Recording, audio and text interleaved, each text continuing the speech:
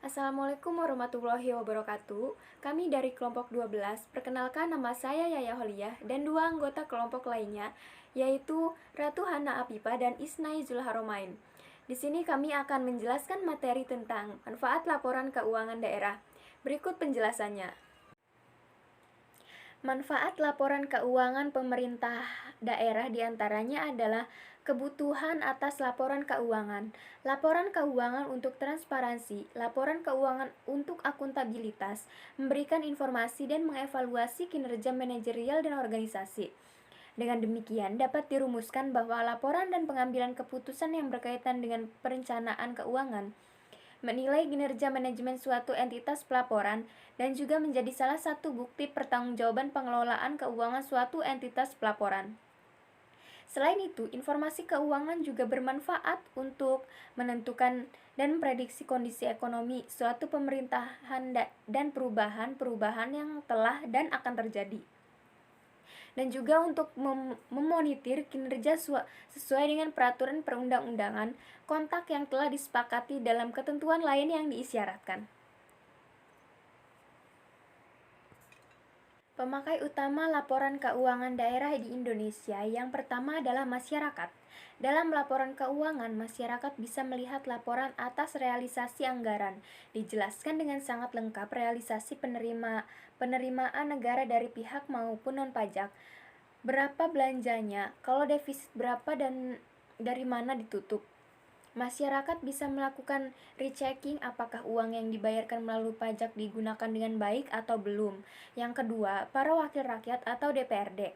Pemerintah daerah membutuhkan informasi keuangan yang disajikan dalam LKPD tersebut untuk keperluan perencanaan, pengendalian, serta pengambilan kebijakan desentralisasi fiskal yang dituangkan pada peraturan daerah atau Perda tentang anggaran pendapatan dan belanja daerah atau APBD setiap tahunnya. Yang ketiga yaitu badan pengawas atau pemeriksa. Dan yang keempat, komponen yang berpartisipasi dalam proses pendanaan pemerintah daerah, yaitu pembayar pajak dan pemerintah lain. Dalam Peraturan Pemerintah Nomor 24 Tahun 2005 tentang Standar Akuntansi Pemerintahan, disebutkan laporan keuangan untuk tujuan umum adalah untuk memenuhi kebutuhan pemakai. Pemakai laporan keuangan yang lain adalah kreditor dan investor. Kreditor berkepentingan terhadap laporan keuangan daerah karena memberikan pinjaman daerah kepada pemerintah daerah. Melihat pentingnya laporan keuangan sebagai wujud pertanggungjawaban pengelolaan keuangan negara, maka semestinya laporan keuangan dapat menyajikan informasi yang bermanfaat bagi masyarakat. Siklus pengelolaan keuangan daerah merupakan suatu rangkaian proses pengelolaan keuangan daerah yang dimulai dari penganggaran yang ditandai dengan ditetapkannya APBD, pelaksanaan dan penatausahaan atas APBD serta pertanggungjawaban pelaksanaan APBD. Rancangan Peraturan Daerah tentang APBD dan Rancangan Peraturan Daerah tentang Penjabaran APBD yang telah dievaluasi ditetapkan oleh Kepala Daerah menjadi Peraturan Daerah tentang APBD dan Peraturan Kepala Daerah tentang Penjabaran APBD. Kemudian, pada siklus penatausahaan penerimaan keuangan daerah, penerimaan daerah dianggap sah jika penerimaan daerah disetor ke rekening kas umum daerah pada bank pemerintah yang ditunjuk dan dianggap sah setelah kuasa BUD menerima nota kredit. Lalu pada siklus penatausahaan pengeluaran keuangan daerah, setelah penetapan anggaran kas, PPKD atau pejabat pengelola keuangan daerah dalam rangka manajemen kas menerbitkan SPD atau surat penyediaan dana. SPD disiapkan oleh kuasa BUD atau bendahara umum daerah untuk ditandatangani oleh PPKD. Pengeluaran kas atas beban APBD dilakukan berdasarkan SPD atau dokumen lain yang dipersamakan dengan SPD.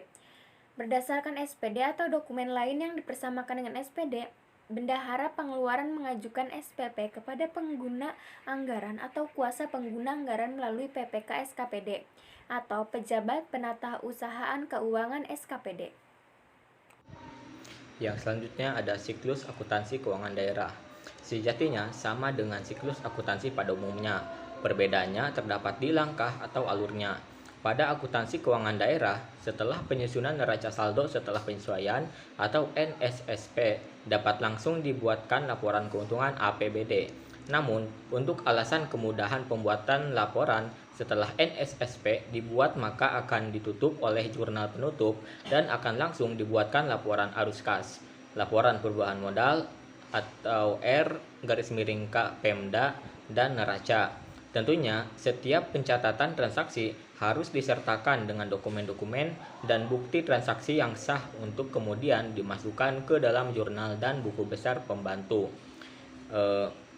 Bukti transaksi dikategorikan menjadi 3, yaitu bukti penerimaan kas, bukti pengeluaran kas, dan bukti memorial yang kemudian dimasukkan ke jurnal umum. Untuk mempermudah penyusunan laporan-laporan akuntansi tersebut, dapat pula menggunakan aplikasi pencatatan keuangan. Menurut Permendagri nomor 13 tahun 2006, terdapat 4 proses dalam sistem akuntansi pemerintahan daerah, yaitu akuntansi penerimaan kas, pengeluaran kas, selain kas, dan aset. Selanjutnya ada sistem akuntansi pemerintahan daerah. Sistem akuntansi pemerintahan daerah atau SAPD merupakan suatu instrumen untuk mengoperasionalkan prinsip-prinsip akuntansi yang telah ditetapkan dalam SAP dan kebijakan akuntansi. SAPD menunjukkan rangkaian proses akuntansi yang terdiri dari proses identifikasi transaksi keuangan, menjurnal ke dalam buku jurnal, memposting ke buku besar, menyusun neraca saldo, menyusun kertas kerja konsolidasian, dan diakhiri dengan penyusunan laporan keuangan. Sebagai sebuah pedoman, SAPD menjelaskan siapa melakukan apa saja yang dicatat dan bagaimana pencatatannya. Pada prinsipnya, SAPD disusun agar para petugas yang menjalankan fungsi akuntansi dapat memahami dan menjalankan proses akuntansi dengan baik dan benar. Setiap pembahasan SAPD atas elemen laporan keuangan akan dibahas dengan sistematika sebagai berikut. Pertama, identifikasi prosedur. Tahapan penyusunan sistem akuntansi pemerintah daerah dimulai dari memahami proses bisnis pada pemerintahan daerah, khususnya terkait siklus pengelolaan keuangan daerah. Berdasarkan siklus itulah, tim penyusunan SAPD mengidentifikasi prosedur-prosedur apa saja yang harus dibuat. Yang kedua, menentukan pihak-pihak terkait.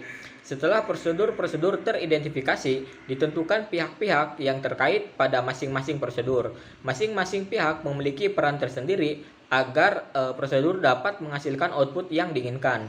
Yang ketiga, menentukan dokumen terkait. Setelah prosedur dan pihak terkait ditentukan, langkah selanjutnya adalah mengidentifikasi dokumen-dokumen yang mengalir pada prosedur sekaligus menentukan pihak-pihak pengguna dokumen tersebut. Dari semua dokumen tersebut, diidentifikasikan dokumen mana yang valid untuk dijadikan sebagai dokumen sumber pencatatan jurnal. Yang keempat, menentukan jurnal standar. Pada tahap prosedur yang telah ditetapkan, tim penyusunan menelaah SAP dan kewajiban akuntansi terkait berdasarkan penelaahan tersebut.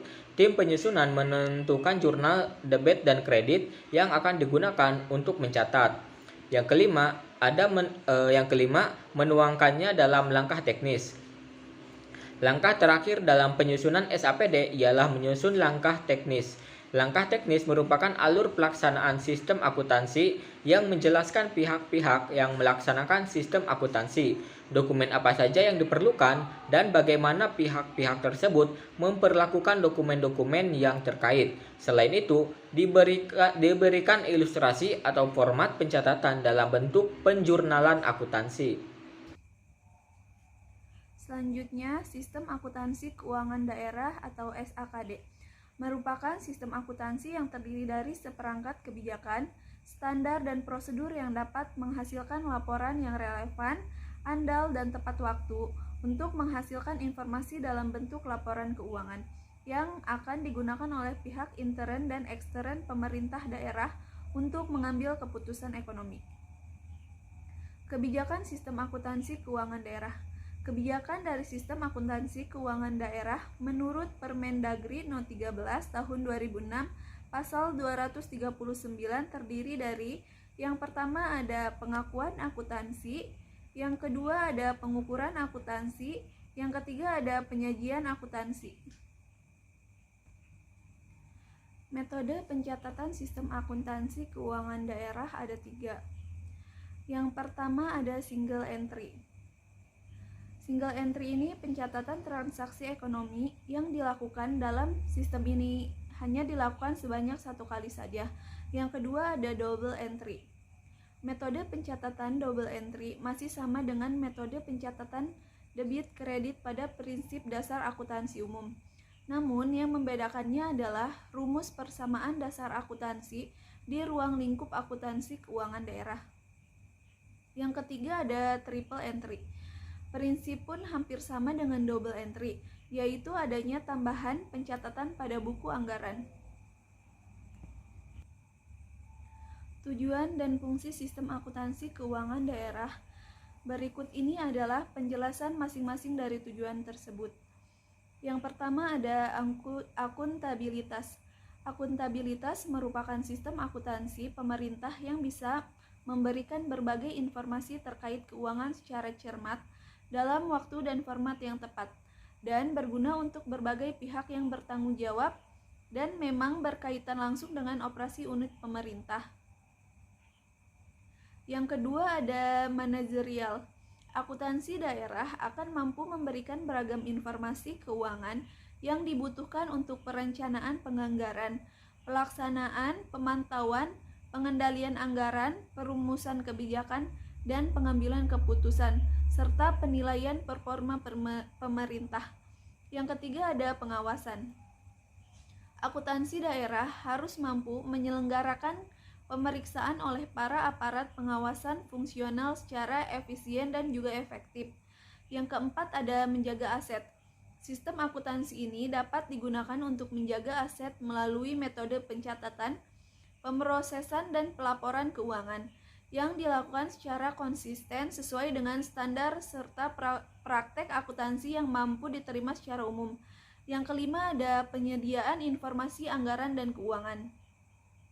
Sistem akuntansi ini juga berfungsi untuk menyediakan berbagai informasi yang akurat dan juga tepat waktu terkait anggaran dan kegiatan keuangan kementerian, lembaga, perangkat daerah, yang selanjutnya akan berguna sebagai dasar pengukuran performa guna menentukan tingkat ketaatan pada pihak otoritas anggaran dan demi tujuan akuntabilitas. Mungkin itu saja penjelasan materi dari kami. Kurang lebihnya mohon maaf. Cukup sekian dari kami. Wassalamualaikum warahmatullahi wabarakatuh.